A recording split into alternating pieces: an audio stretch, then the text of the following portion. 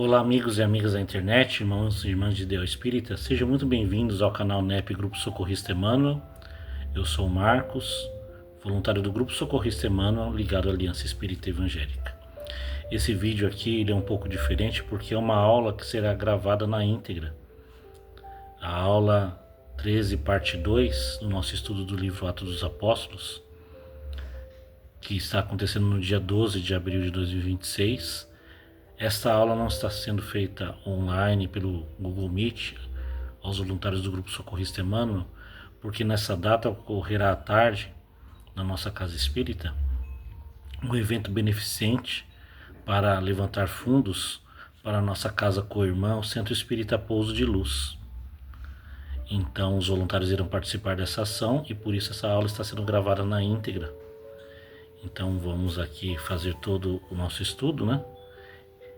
Como havíamos falado no vídeo anterior, a partir desse ponto do capítulo 6 de Atos dos Apóstolos, vamos fazer um estudo conjunto de Atos dos Apóstolos, textos bíblicos, com o livro Paulo Estevão, da FEB Editora, de Francisco Cândido Xavier, editado pelo Espírito de Emmanuel.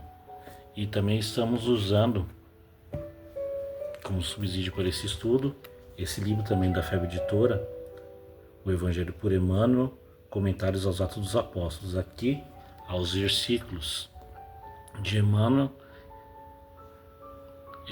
comentando textos, versículo por versículo da Bíblia, mas também boa parte desse livro há também o estudo conjunto de trechos dos versículos com a vivência de Paulo e Estevão, nesse livro que foi romanceado, ditado por Emmanuel a Chico Xavier, que foi psicografado.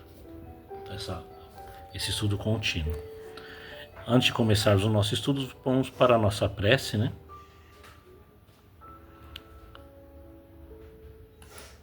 Vamos aqui serenar os nossos pensamentos, tranquilizando o nosso coração.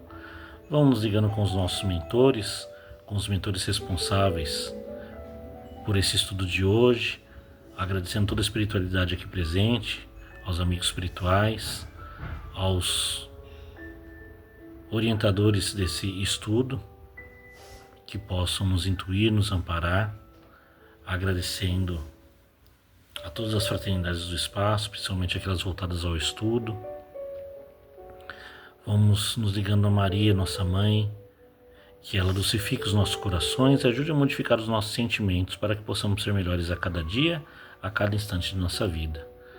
Pedimos a Maria que nos leve em pensamento até o nosso Mestre Jesus, onde agradecemos por estarmos na Tua seara, estarmos aprendendo seus ensinamentos e que possamos colocar em prática em nossas vidas, sendo instrumentos de Tua paz.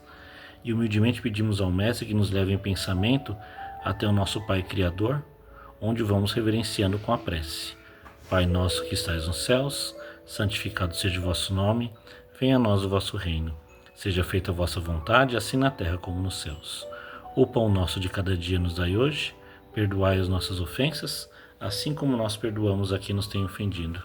E não nos deixeis cairmos em tentações, mas livrai-nos de todo o mal. Que assim seja, graças a Deus e graças a Jesus. Então vamos aqui compartilhar a tela do nosso estudo.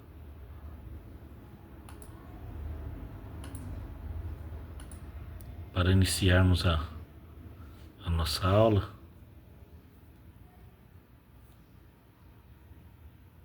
A aula 13, parte 2, de 12 de abril de 2026, do livro Paulo Estevão.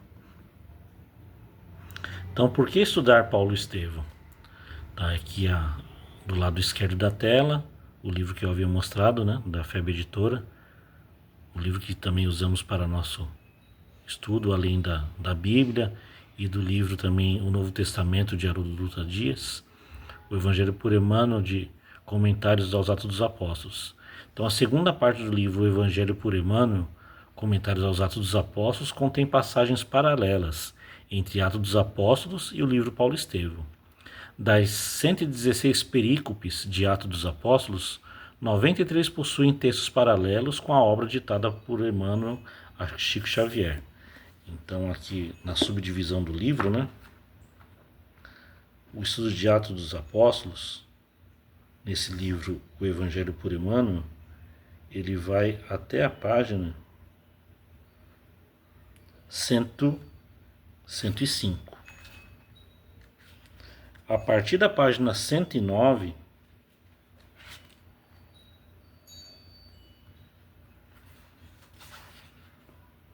até a página 534, boa parte do livro, né? Vamos colocar aí uns 60% desse livro aqui é dos trechos do livro Paulo Estevão. Por isso a importância de estudar os dois livros conjuntamente. Então a parte 1 das nossas aulas é o estudo dos trechos dos versículos bíblicos ali de Atos dos Apóstolos, e a parte 2, a parte que coincide com o versículo estudado na aula anterior com o livro Paulo Estevão. Então, a divisão do livro Paulo Estevão, o livro é dividido em duas partes. Cada parte tem 10 capítulos. A primeira parte tem 10 capítulos, contando a trajetória de Gesiel, que é Estevão, e Abigail, de Corinto a Jerusalém, e de Saulo como futuro líder do Sinédrio, onde as personagens se encontrariam, as vidas se cruzariam, né, em determinado trecho do livro. Encerra a primeira parte com a conversão de Saulo na estrada de Damasco. E a segunda parte também tem 10 capítulos, contando a trajetória de Paulo, recém-convertido ao cristianismo, suas lutas internas, né, as rejeições que ele sofreu, açoites, prisões, as suas viagens até a sua morte em Roma. Então vamos fazer aqui um resumo do capítulo 1 ao capítulo 5, porque esse estudo ele começa mesmo a partir do capítulo 6. Então o capítulo 1 da primeira parte, Corações Flagelados, conta a história da família de Jochebed e seus filhos Gesiel e Abigail, que vivem em Corinto, na Caia, na Grécia Antiga, conquistada e dominada pelos romanos. Jochebed, cansado de se sentir explorado pelos romanos, vai questionar o então governador da Caia, Licínio Minúcio, para reaver suas perdas materiais de propriedades tomadas pelo império. Licínio determina tomar a única propriedade que restava à família. Revoltado, Jochebed acaba ateando fogo na propriedade de Licínio, matando alguns de seus empregados que tentavam apagar o incêndio. Os guardas romanos vão até a casa e prendem a família com o argumento de terem sido os responsáveis pelo incêndio criminoso da propriedade do governador de Corinto. Então esse é o resumo do capítulo 1. O capítulo 2 da primeira parte, chamado Lágrimas e Sacrifícios. Após serem presos, Gesiel confessa ter provocado um incêndio na propriedade do governador Licínio, na tentativa de inocentar o pai, porém não conseguiu. Jochebed foi morto pelos soldados romanos. Gesiel virou escravo, sendo levado para as galeras de um barco romano. Abigail foi libertada por um soldado que se apiedou da moça. Ela acabou sendo adotada, entre aspas, né, por um casal de comerciantes judeus, Zacarias e Ruth, que haviam perdido um filho recentemente e retornariam para a Palestina, onde se instalariam na cidade de Jope, na cidade litorânea. O capítulo 3, da primeira parte, em Jerusalém. Nas galeras, Gesiel trabalha com afinco no barco e ganha a confiança do capitão da embarcação. Um integrante de alto escalão romano adquire uma doença dentro do barco e Gesiel consegue curá-lo, porém acaba se contagiando com essa doença. O comandante do barco decide libertá-lo para não contagiar os outros tripulantes. Gesiel ganha roupas romanas e um pouco de dinheiro e é deixado no porto de Jope à beira da morte, e em seguida é saqueado por um ladrão. Porém o ladrão sente compaixão do doente e indica a casa do caminho, onde os discípulos curavam os doentes. Gesiel consegue chegar até lá, é curado e conhece Jesus pelos pergaminhos escritos por Mateus. Gesiel então adota o nome grego Estevão e se converte depois de ler os ensinamentos de Jesus. O capítulo 4 da primeira parte, nas estradas de Jope. Saulo conversa com seu amigo Sadoc sobre vários assuntos, sendo um deles que havia ouvido comentários dos judeus moribundos que são cuidados por homens rudes na casa do caminho, entre Jerusalém e Jope. Não demonstra muita importância sobre o assunto. Como filho de um comerciante rico, Saulo acaba conhecendo a filha de Zacarias, com quem mantinha negócios na venda de couro. Com a anuência do pai, com a anuência de Zacarias, começa a se relacionar com Abigail, que acaba tornando-se sua amada noiva, onde fica admirado pelo seu jeito meigo, dócil e pela sua dedicação à família e o modo como ama a Deus e seu conhecimento das escrituras sagradas, herança do ensinamento de sua mãe aos filhos. Abigail relata a Saulo que tem esperança de um dia rever Gesiel, e ele promete ajudar a encontrá-lo. O capítulo 5, da primeira parte, a pregação de Estevão. Saulo e Sadoc visitam a igreja humilde de Jerusalém, notando a presença enorme de pobres e doentes. Tiago, Pedro e João se surpreenderam com a visita inesperada de Saulo. Estevão faz uma pregação a todos os presentes e isso irrita profundamente Saulo. E Saulo vai questioná-lo, porém fica sem reação com tantos argumentos de Estevão, falando com veemência sobre Jesus e seus ensinamentos. Saulo pretende levar os discípulos ao sinédrio para incriminá-los por blasfêmias contra as sagradas escrituras da Torá. Gamaliel tenta intervir e ser mais conciliador, não querendo tomar atitudes extremas. Neemias, amigo de Saulo, promete fazer uma armação para incriminar Estevão como blasfemo e caluniador, para ser julgado pelo sinédrio. Então vamos aqui os trechos, que vamos estudar. Os 7 auxiliares dos apóstolos.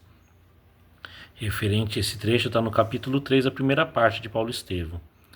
Então, coincidindo com nesse ponto bíblico, vemos que diante das reclamações dos helenistas sobre a assistência às viúvas, os apóstolos propõem a escolha de homens de boa reputação, cheios do espírito e de sabedoria, entre eles Estevão. O objetivo era dividir tarefas.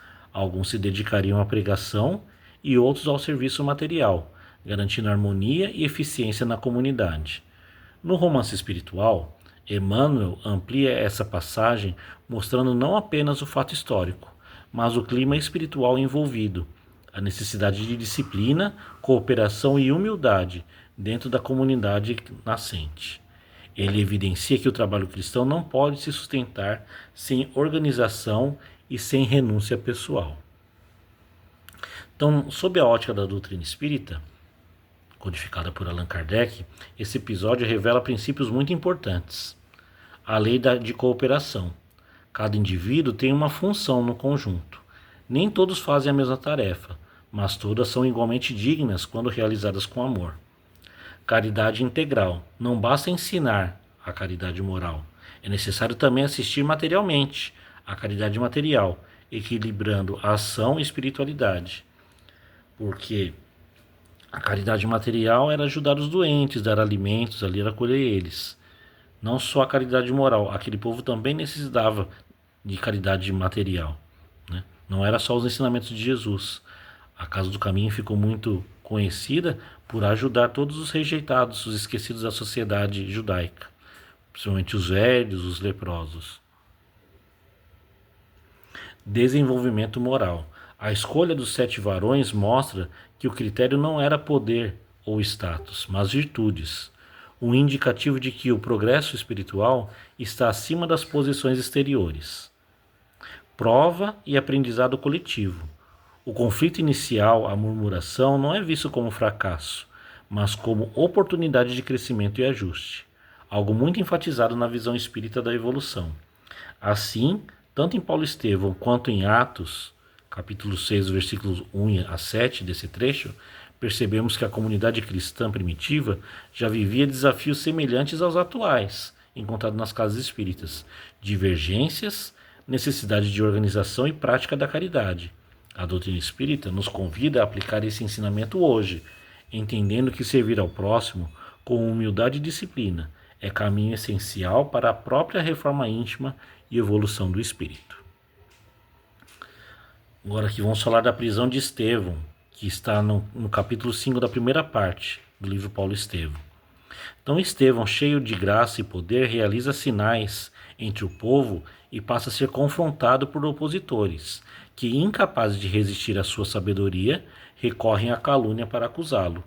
No relato bíblico, vemos que o conflito não surge por erro de Estevão, mas justamente por sua fidelidade à verdade. Sua superioridade moral e espiritual incomoda aqueles ainda presos ao orgulho e às convenções rígidas. Em Paulo Estevão, Emmanuel aprofunda essa cena mostrando o ambiente espiritual. A luz do bem sempre provoca reação nas sombras da ignorância, evidenciando o contraste entre a elevação do espírito e as imperfeições humanas.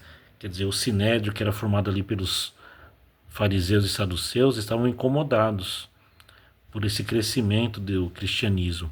E com a pregação de Estevão ficou muito mais evidente isso. Então, à luz da doutrina espírita, esse episódio traz ensinamentos profundos, provas e testemunhos. Estevão passa por uma prova típica dos espíritos mais adiantados, a perseguição injusta, como assim foi a perseguição a Jesus. Não se trata de castigo, mas de testemunho de fidelidade ao bem. A lei de causa e efeito coletiva. Os acusadores, movidos por orgulho e má-fé, criam para si compromissos espirituais futuros, enquanto Estevão semeia luz e elevação. Quer dizer, todos aqueles que perseguiram Jesus e perseguiram também os primeiros cristãos iriam, pagar por esse ato. Superioridade moral verdadeira.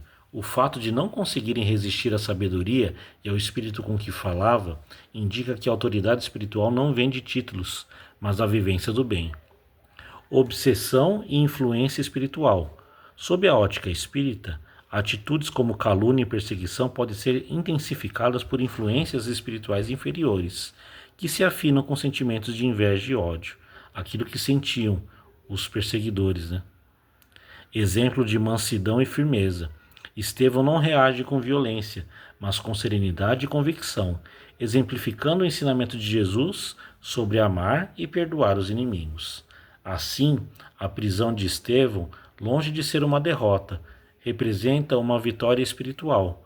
Para o Espiritismo, ele é um modelo de espírito que, mesmo diante da injustiça, permanece fiel à verdade e ao amor, mostrando que o verdadeiro triunfo não está nas circunstâncias materiais, mas na consciência tranquila e na fidelidade às leis divinas.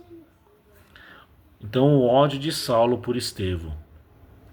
Seu ódio por Estevão e pelos discípulos da chamada Casa do Caminho não nasce de simples maldade, mas de uma convicção sincera, porém equivocada, de que estava defendendo a pureza da tradição judaica. Na visão espírita, isso revela um ponto essencial.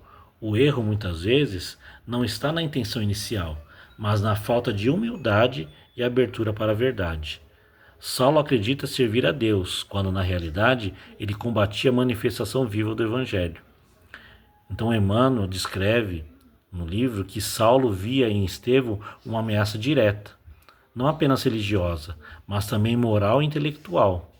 Quer dizer, quando Estevão fazia o discurso, Saulo se calou, tamanho de tantos argumentos. A sabedoria, a doçura e a firmeza do discípulo de Jesus desarmavam os argumentos puramente formais da lei. Incapaz de vencê-lo no campo das ideias e tocado inconscientemente pela força espiritual daquele testemunho, Saulo endurece ainda mais o coração, um mecanismo que, à luz da doutrina espírita, pode ser entendido como resistência do orgulho diante da verdade. É nesse contexto que se articula a prisão de Estevão. Conforme também narrado em Atos dos Apóstolos, falsas testemunhas são levantadas para acusá-lo de blasfêmia. Emmanuel aprofunda esse quadro, mostrando a participação ativa de membros do Sinédrio alinhados com Saulo, que, movidos por interesses e paixões inferiores, planejam a acusação injusta. Aqui vemos claramente a ação humana aliada a influências espirituais inferiores, segundo a ótica espírita. Quando o homem se entrega ao orgulho, à vaidade e ao ódio, sintoniza-se com espíritos da mesma natureza. Por outro lado, destaca-se a figura de Gamaliel, que mais prudente e equilibrado, representa a voz da razão e da moderação. Sua postura contrária à perseguição revela um espírito mais amadurecido, que intui que a verdade não precisa de violência para se sustentar. No entanto, mesmo essa voz ponderada é vencida pela pressão coletiva, o que mostra como, espiritualmente, as multidões ainda imaturas podem se deixar levar por paixões. Isso acontece muito nos dias de hoje. Mesmo o mundo pregando a paz, veja ainda quantas guerras se acontecem no mundo. Por isso Jesus disse: perdoai-os, Pai, porque eles ainda não sabem o que fazem. Então, aqui a contextualização desse trecho pela visão espírita. Saulo como espírito em aprendizado, longe de ser um vilão definitivo. Ele é um espírito em prova, que mais tarde se transformará profundamente. Seu ódio momentâneo será convertido em amor e dedicação ao Cristo, mostrando a lei do progresso espiritual. Então, o orgulho como obstáculo. O maior inimigo de Saulo não era Estevão, mas o próprio orgulho que ele tinha, que o impedia de reconhecer a verdade. A lei de causa e efeito. Sua participação na perseguição aos cristãos gerará consequências íntimas que contribuirão para a sua futura conversão e a missão redentora. E a vitória moral de Estevão. Mesmo sendo preso injustamente, ele permanece fiel, demonstrando que o verdadeiro poder está na consciência alinhada com o bem. Assim, Emmanuel nos mostra que esse drama não é apenas histórico, mas espiritual e atual. Saulo representa todos nós quando, presos a ideias fixas e ao orgulho, resistimos à verdade. Estevão simboliza o ideal do espírito que já aprendeu a amar e a perdoar. E a doutrina espírita nos convida a reconhecer em nós mesmos esses dois aspectos, trabalhando continuamente pela transformação interior. Agora no trecho aqui do livro Falsas Acusações e Julgamento de Estevão, que está no capítulo 6, a primeira parte do livro Paulo Estevão.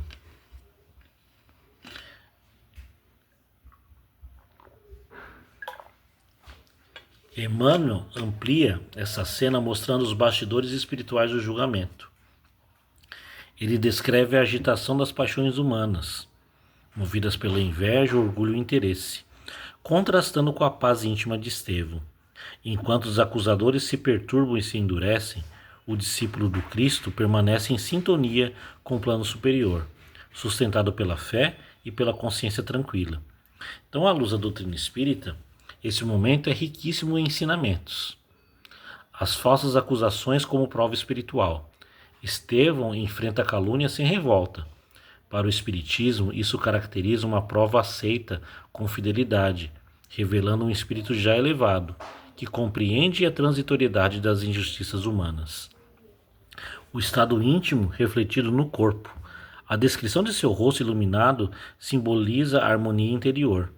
A doutrina espírita ensina que o espírito influencia o corpo, assim sua paz e pureza se exteriorizam fisicamente. Então, se pelos relatos aqui, que está no Atos dos Apóstolos, diz que o rosto de Estevão parecia como de um anjo, imagina Jesus, conforme ele passava, a luz que ele irradiava, o espírito mais elevado que passou pela terra. Responsabilidade moral dos acusadores. Aqueles que levantam falso testemunho criam débitos espirituais graves, pois agem conscientemente contra a verdade, movidos por interesses inferiores. A assistência espiritual. Segundo Emmanuel, Estevão não está sozinho. Ele recebe amparo do plano espiritual superior. Isso reforça o ensinamento espírita de que, nas provas difíceis, os bons espíritos sustentam aqueles que permanecem no bem. Quer dizer, nunca estamos desamparados. Silêncio e confiança em Deus. Ao ser interrogado, Estevão não demonstra desespero.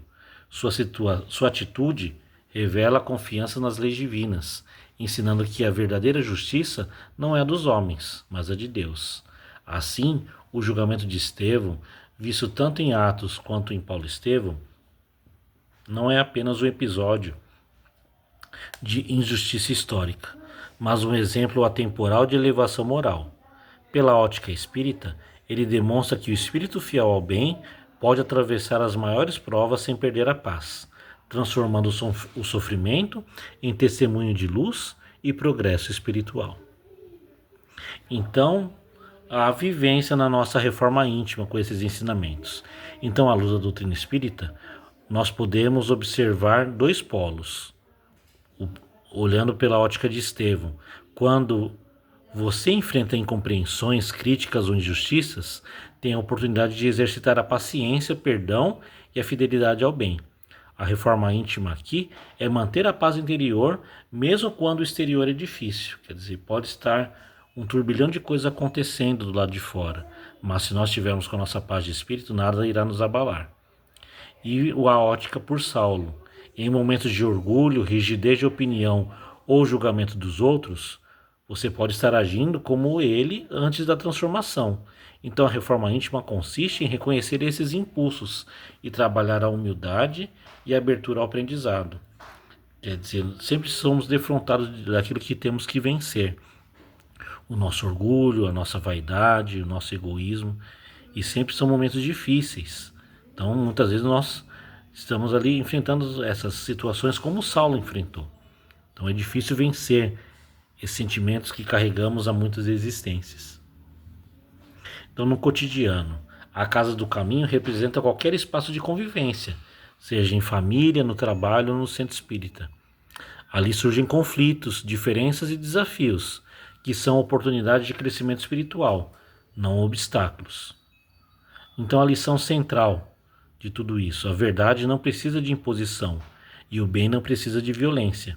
Sua evolução acontece quando nós, escolhemos agir com amor, mesmo tendo motivos para reagir de outra forma. Então, em resumo, esse episódio nos convida a nos perguntarmos diariamente: eu estou reagindo como Estevão, com luz, ou como Saulo, com dureza? E a partir disso, ajustar nossos pensamentos, sentimentos e atitudes no caminho da nossa reforma íntima. Então, para a próxima aula, que ocorrerá no dia 26 de abril, será a aula 14, parte 1. Na Bíblia, iremos ver o capítulo 7, ali a perícope, dos versículos 1 a 53. No livro Novo Testamento, de Haroldo Dutra Dias, está esse trecho da Bíblia que vai falar sobre a defesa de Estevão. Aí as páginas do livro, de 500 a 505. E no livro O Evangelho por Emmanuel, Comentário ao Atos dos Apóstolos, nós vamos refletir sobre o texto Parentela, que está na página 51 desse livro, que também pode ser encontrado no livro Caminho, Verdade e Vida, o capítulo 62.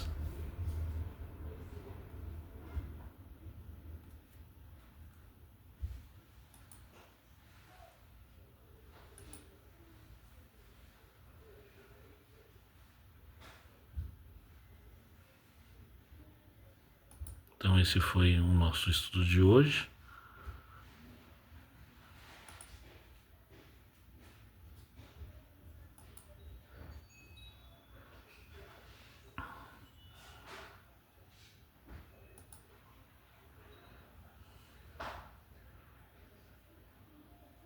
Então vamos aqui retornando, Vamos aqui fazer a nossa prece de encerramento do nosso estudo. Vamos nesse momento irradiando vibrações de muito amor e muita luz. Vamos vibrar pelo bem universal, pela paz do mundo, por todas as moradas do Pai ao redor do universo, pelo planeta Terra,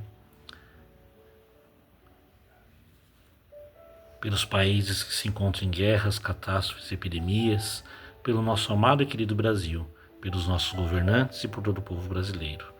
Vamos vibrando por essa cidade que nos acolhe, onde nos encontramos, mentalizando o nosso bairro, nossa rua, os nossos vizinhos. Que os nossos vizinhos também recebam essas vibrações de amor e de luz, conforme a necessidade e merecimento de cada um. Vamos vibrando pelos enfermos nos hospitais ou no leito de dor, pelos asilos, casas de repouso, abrigos, orfanatos, presídios, hospitais psiquiátricos, pelos doentes do corpo e da alma, pelos nossos irmãos em situação de rua, pelas famílias que não têm onde morar, Vibremos pelos desabrigados, pelos desamparados, pelos desempregados, por aqueles que estão reencarnando e por aqueles que estão retornando à pátria espiritual. Sejam todos envoltos em vibrações de amor e de luz, levando consolo, entendimento e resignação aos familiares que perderam seus entes queridos. Vibremos por nós mesmos, por nossas famílias, pelos nossos lares. Que Jesus, nosso Mestre, nos abençoe, nos proteja, nos conduza no caminho do bem e da verdade. Vamos agradecendo por essa oportunidade de estudo que estamos fazendo do livro Atos dos Apóstolos, do livro Paulo Estevão, que possamos, através desses ensinamentos, colocar em prática em nossas vidas para a nossa transformação moral e espiritual. E que essas vibrações de amor e de luz possam ser levadas onde se fizer necessário e urgente, no dia de hoje e no decorrer de toda a semana. Com a graça de Deus, nós vamos encerrando o estudo de hoje com a prece. Pai nosso que estais nos céus, santificado seja o vosso nome. Venha a nós o vosso reino, seja feita a vossa vontade, assim na terra como nos céus. O pão nosso de cada dia nos dai hoje. Perdoai as nossas ofensas, assim como nós perdoamos a quem nos tem ofendido. E não nos deixeis cairmos em tentações, mas livrai-nos de todo mal. Que assim seja, graças a Deus e graças a Jesus. Ave Maria, cheia de graça, o Senhor é convosco. Bendita sois vós entre as mulheres, e bendito é o fruto do vosso ventre, Jesus. Santa Maria, Mãe de Jesus, rogai por nós, seus filhos, agora e na hora de nossa passagem. Que assim seja, graças a Deus e graças a Jesus. Então vamos aqui encerrando o nosso estudo de hoje, referente à aula 13, parte 2, e se for da vontade do Pai, que possamos retomar o nosso estudo daqui a 2 semanas, no dia 26 de abril, seja presencial pelo Google Meet, ou seja uma aula gravada novamente.